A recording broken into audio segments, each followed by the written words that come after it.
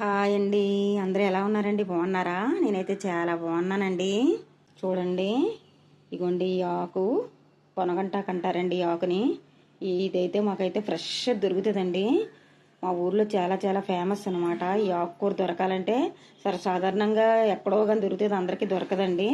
కానీ మాకైతే మాత్రం లేత లేత కూర దొరుకుద్ది అనమాట అండి. చాలా చాలా కంటికి చాలా మంచిదండి. కళ్ళు బాగా కనిపిస్తాయండి ఈ కర్రీ తింటే. ఇదైతే నేను ఈరోజు మీకు ఫ్రై చేసి చూపిస్తాను అనమాట.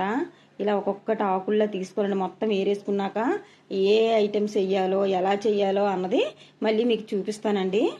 చూడండి, పనగంటాకు నీట్గా మొత్తం అన్నీ తీసుకొని నీట్గా కడిగేసుకొని పెట్టుకున్నానండి. తాలింపుకి కావలసిన ఐటమ్స్ అండి: ఎండుమిర్చి, వెల్లుల్లి, శనగపప్పు అండి. వేరేగా మళ్ళీ పల్లీలు, జీలకర్ర, వెల్లుల్లి, ఎండుమిర్చి మనం వేపుకుందామండి. ముందుగా పొయ్యి మీద అయితే కళాయి పెట్టుకున్నానండి. హీట్ ఎక్కుతుంది. ముందుగా పల్లీలు వేసుకోవాలి, వేయించుకోండి. కొంచెం పల్లీలు వేగిన తర్వాత జీలకర్ర, వెల్లుల్లిపాయి, ఎండుమిర్చి వేసుకోవాలండి. ఎర్రగా వేగాలన్నమాట పల్లీలు. వెల్లుల్లిపాయలు వేసుకోవాలండి. రెండు రెక్కలు వేసుకోవాలండి. జీలకర్ర వేసుకుందాం, వేయించుకోండి. జీలకర్ర, వెల్లుల్లిపాయ కూడా కాస్త వేగాలండి. 2 ఎండుమిరపకాయలు వేసుకోవాలండి, వేయించుకోండి. వేగిపోయినాయండి. ఇప్పుడు స్టవ్ ఆపుకొని చల్లార్చేసుకోండి. చల్లార్చుకున్న తర్వాత బరగ్గా మిక్సీ పట్టుకోండి అన్నమాట. పొయ్యి మీద పాన్ పెట్టుకున్నానండి. ఆయిల్ పోసుకున్నాను, హీట్ ఎక్కుతుంది. ముందుగా శనగపప్పు వేసుకోవాలండి. కొంచెం వేగనివ్వాలండి శనగపప్పుని. ఆవాలు, జీలకర్ర వేసుకోవాలి. పసుపు వేసుకోవాలి. మిర్చి, వెల్లుల్లిపాయలు వేసుకోవాలండి. కలుపుకోండి. పోపుని ఎర్రగా వేయించుకోవాలండి. కరివేపాకు వేసుకోవాలండి. కలుపుకోండి.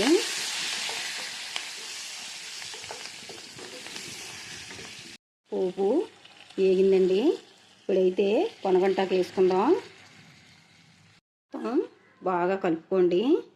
కలుపుకొని కాసేపు మూత పెట్టి మగ్గబెట్టుకోవాలండి. చాలా తక్కువ అవుద్దండి కర్రీ, ఎక్కువ అయిపోదు.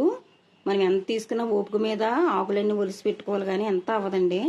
చాలా టేస్ట్గా కూడా ఉంటుంది. మన హెల్త్కి చాలా చాలా చాలా చాలా మంచిదండి. మీకు కూడా తెలిసే ఉండొచ్చు చాలామందికి. నేనైతే ఈ ఆకు వచ్చినన్నాళ్ళు, ఈ కూర వచ్చినన్నాళ్ళు ఏదో ఒక టైప్లో వండి అలా పెడుతూనే ఉంటానండి పిల్లలకి. కంటికి చాలా మంచిదండి. మనం తిన్నా, పిల్లలు తిన్నా చాలా చాలా హెల్త్కి చాలా సపోర్ట్ అనమాట ఈ పొనగంటాకు కూర. మూత పెట్టుకొని మగ్గబెట్టుకుందాం, కలుపుకుందామండి. చూడండి, ఆకు అయితే చాలా వరకు మగ్గింది కదా. ఇప్పుడు సాల్ట్ వేసుకోవాలండి. కొంచెం సాల్ట్ వేసుకుందాం. సాల్ట్ వేసుకుందాం, కలుపుకోండి.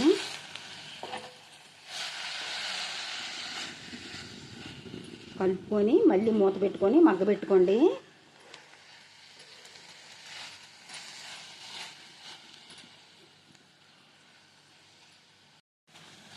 చూడండి, కూర చక్కగా మగ్గిపోయిందండి.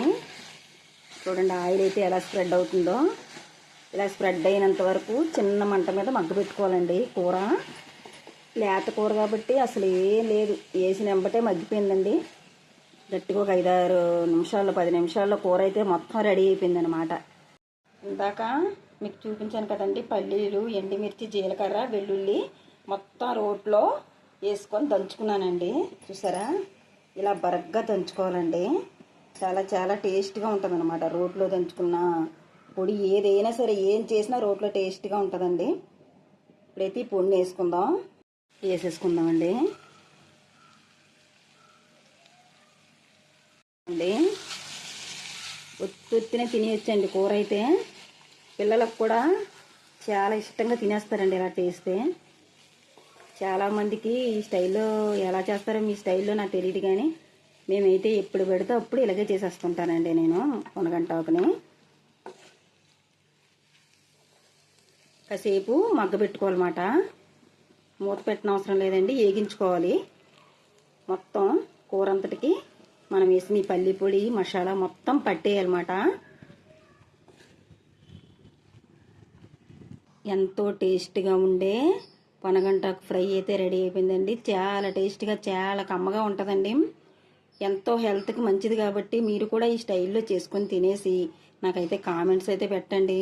మీరు నాకు కామెంట్స్ పెట్టట్లేదు, లైక్లు చేయట్లేదండి. నేను చాలా చాలా ఎదురు చూస్తున్నానండి మీ కామెంట్స్ గురించి. మీరు లైక్లు చేస్తారేమో, నాకు సపోర్ట్ చేస్తారేమో అని ఎంతో ఆశగా ఎదురు చూస్తున్నాను అనమాట. మా అలాంటి వాళ్ళకి సపోర్ట్ ఇవ్వండి అమ్మా. సపోర్ట్ ఇచ్చి మీరు ముందుకు తీసుకెళ్తా ఉంటే మేము మంచి మంచి వీడియోస్ అన్నీ పెట్టగలుగుతాం అన్నమాట. నా కొత్త ఛానల్ను లైక్ చేయండి, షేర్ చేయండి, సబ్స్క్రైబ్ చేయండి please. Thank you so much అండి.